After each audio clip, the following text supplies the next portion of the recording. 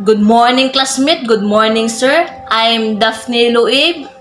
This is my report all about walk-in refrigerators and freezers. Walk-in refrigerators and freezers are very large, insulated, enclosed spaces used to store and or display refrigerated or frozen food or other perishable goods. Kini nga topic is diri na to ma-tackled ang kalain-lain nga ref na igagmay or na dagko. Walk-in box types and sizes. The insulated panels of walk-ins are normally 4 inches thick and are locked together with special fasteners.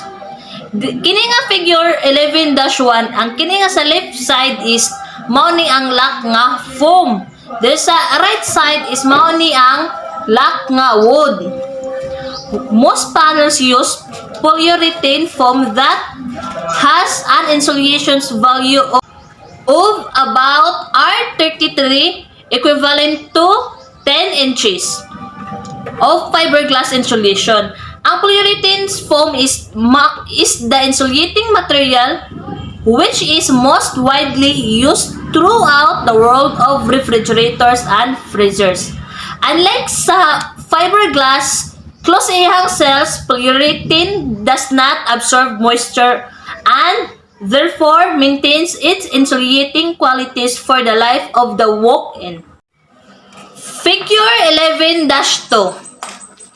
The smallest walk-ins are called step-in. Kini nga refrigerators is kanang gamay ra siya kibala mo ra gyapon siya sa CR nga tao ra siya makasulod pag makasulod sa refrigerators, di siya kasulod ang mga sakyanan. Figure 11-3. The largest walk-ins are called refrigerated buildings and refrigerated warehouse. Ang refrigerated building or warehouse is mao ni ang industrial facilities dedicated to cold storage and food products. So, kini nga walk-in nga refrigerated nga large is kibali dako na siya nga murag gyapon siya building na siya pero makasold ang mga sakyanan para manaw ang mga stock. Figure 11-4. Installing a walk-in begins with a level floor. If the floor is not level, then the box will not go together correctly and the door will not close properly. Kini diri sa right side is sa ibabaw mao ni ang pressure relief port. Ang pressure relief port is mao ni ang are designed for installations in cold room to relieve pressure on the insulated panel of wall and ceiling. So kini sa inside release for exterior door handles kini nga yung sample is murag metals kanang metal or basta murag metal siya gunitanan. Then sa floor panels with diamond thread planting. So kini nga floor is kasagara mo ni gamit labi na kanang sa walk-in nga refrigerated para di siya ma-slides. Unlike sa left side nga pictures is ang ihang floor is concrete. So nay tendency nga ang musulod mo slide. Figure 11-5. Most walk-in doors are flush-mounted self-closing and self-sealing. This means the door is even with the wall when it closes. The hangings are designed to make the door swing close by itself. And when the door is closed, the gaskets are tied to the frame to seal in the cold. So, ang cam lift hangings lift the door vertically about an inch as the door is swing open. So, kini nga picture is na siya ikwan sa ibabaw nga pag i-abre nimo, musuludan ka para mo automatic siya nga close. Murag kibal na siya spring para mo automatic siya nga close. Tapos, kini sa ibabaw is mao ni ang outside handle and inside door release. Sa obos is mao ni ang outside handle with padlock. So next is the figure 11-6. The closer is a mechanism fastened to the door frame. Most walk-in door gasket contains a magnetic strip that is attracted to the metal door frame. This magnet helps both to keep the door closed and to cells out heat. So, these types of gasket is similar to those used on residential refrigerators. This gasket is called a sweep gasket. Ang sweep gasket is, the sweep gasket should not be so long that interferes with the closing of the door.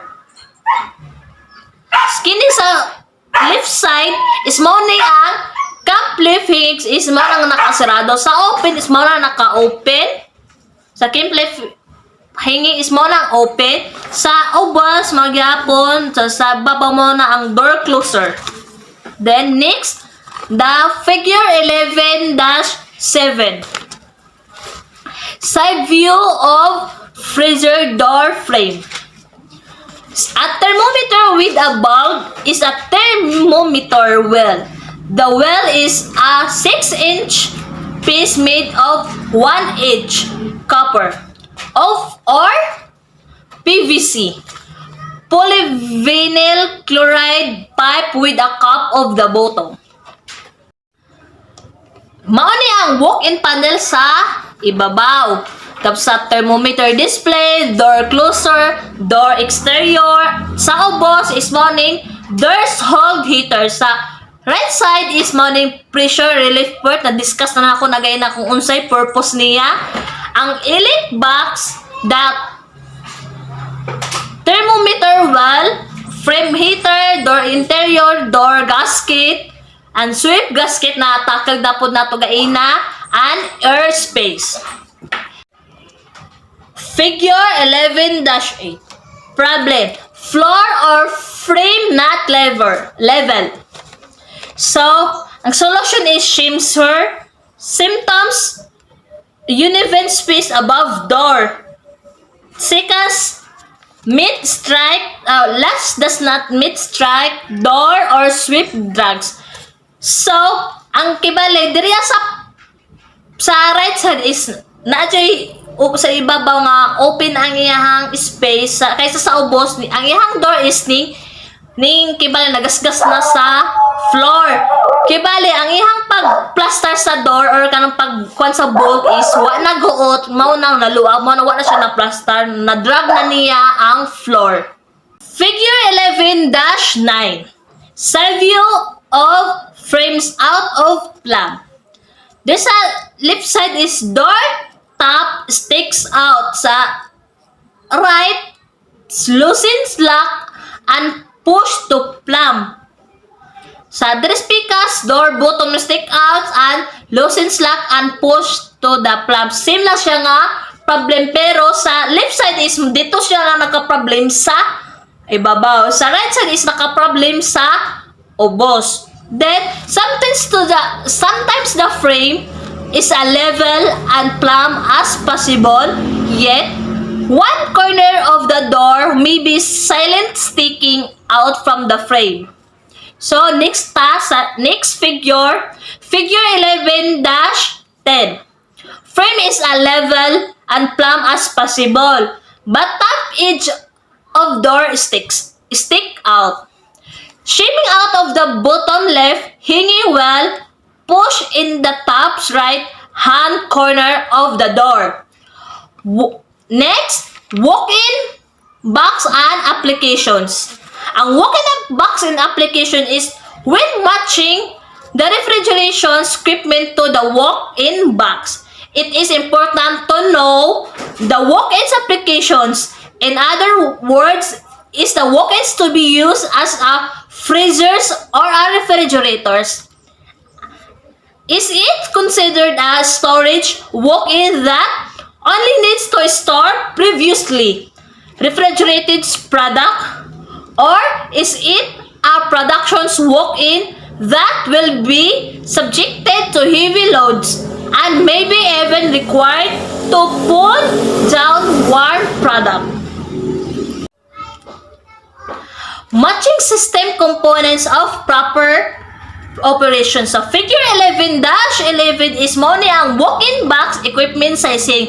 Mo ni ang box dimensions is 8 feet by 8 feet by 8. Sa obos is 8 by 12 by 8. Third is 8 by 20 by 8. The last is 8 by 28 by 8. Sa second column is mo ni ang 35 degree box and 25 degree evaporator. BTUH load mao ni tas ang BTH load means is British Thermal Unit. Kini nga second column is kana siya kanang given na siya or given na matakil ta sa next reporter. Then sa third column is negative 10 degree box at negative 20 degree evaporator BTUH load. Mao ni ang sa ubos niya 6,000, 8,000, 12,000 and 16,000. So, ang figure 11-12 is medium temperature condensing unit at 25 degree sanctions temperature. Ang unit model is mao ni sa ubos MT075, MT100, MT150, MT200, MT300. Horsepower 3/4, 1, 1 and 1/2, 2 and 3. Sa third column is mao ning BTU or British Thermal Unit. Mao ning 6,000, 8,000, 12,000, 6,000 o 24,000 given gyapon ni matakal ta sa next reporter. Ang figure 11-13 is mao ni ang low temperature condensing unit. So ang morning unit model LT075, LT1000, LT150, LT200, LT300, LT400. Sa horsepower or HP, mao ni ang 3/4 by column gyapon, 1 and 1/2, 2, 3 and 4. Sa third column is BTUH or British Thermal Unit at negative 10 degree sanctions. Money 4,000, 5,000, 7,500, 10,000, 15,000 and 20,000. Sa fourth column, sa last column sa figure 11-13 is mao ni ang BTUH or British Thermal Unit at negative 20 degree sanction. 7-14 evaporators. Medium temperatures 25 degree evaporator at 10 degree TDR temperatures difference. Ang TDR temperature difference is madiscuss ra sa line reporter kung unsay bot pasabot ana. Sa second column is low temperature, negative 20 degree evaporator at 10 degree TD. So sa first column is nasa duha ka column mo ning model at BTUH mao ni given gyapon. Then sa low temperature na gyapon duha ka column under niya. So mo ni ang model gyapon at BTUH. Yun lang sir, salamat.